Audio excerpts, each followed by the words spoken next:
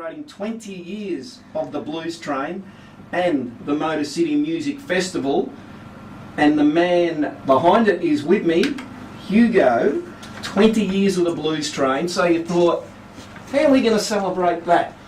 Yeah, we did a compilation disc which you now have for 10 years of the Blues Train, and then we had so many acts appearing. We did one for 14 years, and then we had so many more acts. We did a disc for 18 years, and we had a little 18th birthday party with some of the original people, just in a local cafe down in town, and then we had a night on the train with some of our friends and people we've met over the years on the train. Had a special night there, and then Chris Longmore, who's the event manager and general manager of Bay City Events, our company. Chris and I spent 5 years planning this festival because we knew obviously 20 years was coming up. We both really wanted to do a festival. My wife and all the rest of our team, we just thought you really got to think how many venues have come and gone in 20 years and consider ourselves very blessed. The Blues Train, the success of it is about the volunteers in the train itself and the musicians, because really at the end of the day I'm just the glue that binds it together. But realistically, the incredible music, Claude Hay, who you just heard, a one-man band that was sensational. Jeff Atchison, Chris Wilson. The music we've been able to get is what's been the success story there, and the commitment of the musicians to play in a very difficult environment. At times, just the physicality of the show. So we just absolutely knew we had to do something for 20 years, and we wanted to do something in Queenscliff, but sadly the council there just wasn't really able to come to the party on a few levels, which was disappointing. But the City Greater Geelong have been fantastic about while we can't bring the Blues Train into the City Greater Geelong, the 20th birthday, and then I really wanted to expand it a little bit into a major event for Victoria's second largest regional city that has and is doing it tough and is going through a transition financially and culturally. Yeah, it's had some kicks lately, hasn't it? It has, and it's not a big surprise, obviously. Now, Motor City Music Festival, we will always be the producer of where Fords were made. We were where the International Harvester tractors were made. We were where the Ute was invented, not the Holden Ute, but the Ute was invented by Lewis Bandit. So, I mean, we've got a lot of great stuff, but we are a city in transition, and we're also a city that the music festival won't fix things, but it won't do any harm either. Absolutely. Now, 3 days, Geelong Showgrounds. Tell us what's going to go on in those 3 days. We'll go through the lineup later, but just in general, we got 3 days. There's a couple of things I thought about for this festival that I wanted to do differently. The 8 years that I ran Queenscliff, it was very much it was an Australian music festival, but it was very much about buying your 3-day ticket and coming in, and there was different highlights to the festival. Whereas this festival, I really want to do something you could experience as a day visitor as well, because I think a lot of festivals have become a huge commitment to go to, which is okay if you got your camper and you're camping, but people are a bit time poor, and I also wanted to make it a really affordable festival because the Geelong market is quite diverse. 20% of people in Geelong live on a combined income of $600 a week. That's not a lot. So one of the things we want to do is make it really accessible. So we designed a festival where there was 4 stages non-stop of all the Blues Train acts, and also one other outdoor stage of stuff that, a bit like the train, that would appeal to people that maybe didn't know blues, get them in the gate, and then once again, a bit like what we just talked about with the train, they can experience the blues music. Yeah, introduce them to you do need some conduits. So we're running a main stage, a bit more like a day on the green vibe outdoors, in a picnic park at the showgrounds, not on the main arena. And we've got, Nick Barker, Palace of the King, which is the guys from the Androids, Chocolate Starfish, and a few bands on the Friday night. And then on the Saturday night, we're doing something completely different. We're going to do Australia's first ever, never been done before in this country.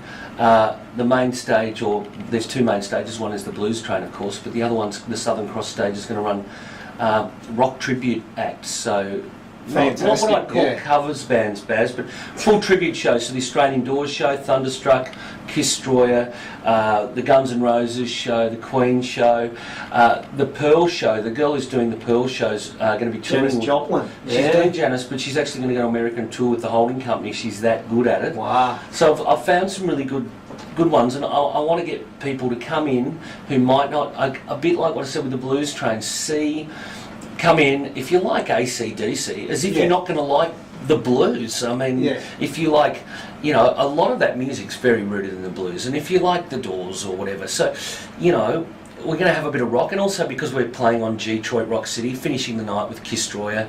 It's 40 years since they released Detroit Rock City, and the Sunday we're doing a bit more of a mainstream thing, because I went to New Orleans Jazz and Heritage Festival 5 times with a mate of mine from Triple R, Brian Wise. Yep. And one of the things I loved about that festival is on the Sundays they have a really big family day for all the people in New Orleans.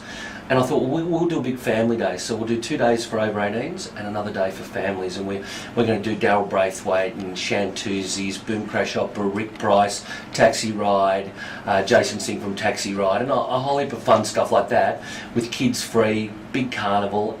And then once again, there's 4 stages of really cool blues stuff on, and we really see that because blues music is great in small appreciation groups, but I really have always thought that people like what they do at Byron Bay Blues Fest, to get lots of people to go and see that genre is a good thing, and I'm into that idea. It is. It's a matter of stretching the genre. You talk about Blues Fest. I was there last year, and I was amazed the amount of young people there, because he's taking music that isn't blues, but then he's exposing them to blues when they're there. Yeah. Now, if that's the worst thing that happens, now I know people have got opinions about me putting on some tribute acts or Braithwaite or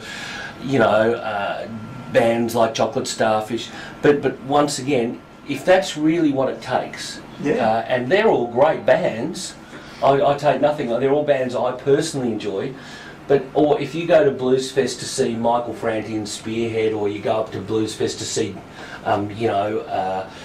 one of those sort of crossover acts, and then you go away after seeing a real blues legend, is that really a bad thing for our genre? No. And I'm not here to bag jazz music, but surely all those young people going to Blues Fest, it would be really good for some other genres where their audience is getting older and older, and new people maybe are not quite getting the appreciation for it that us as blues lovers, the young crew, are getting. So I've got people like young Alistair Turrell, who's grown up in Queenscliff. I'll be playing him a bit later. Since he was 15 years old, his dream was to play the Blues Train. Now, if we're bringing new people in, because sadly, the Billy Thorpes, the Dutch Tilders, people have moved on, they've passed away.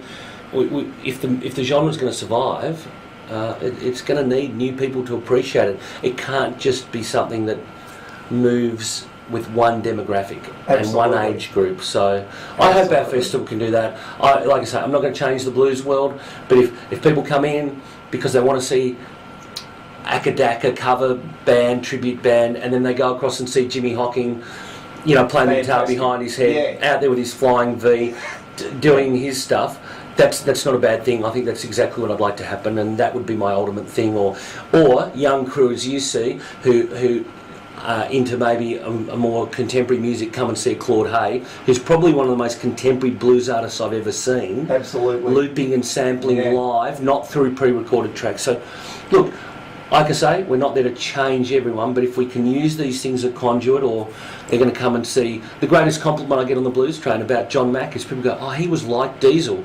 Well, wouldn't you rather be compared to someone who everyone loves than being compared to someone who's crap? Yeah. I mean, the only thing I ever get compared to is the Fat Controller, so I mean, there's a lot worse things that could happen. All right, we'll talk more about it later. We've got John Mack coming up. Speaking of that, we'll go to a sponsor and we'll be back soon.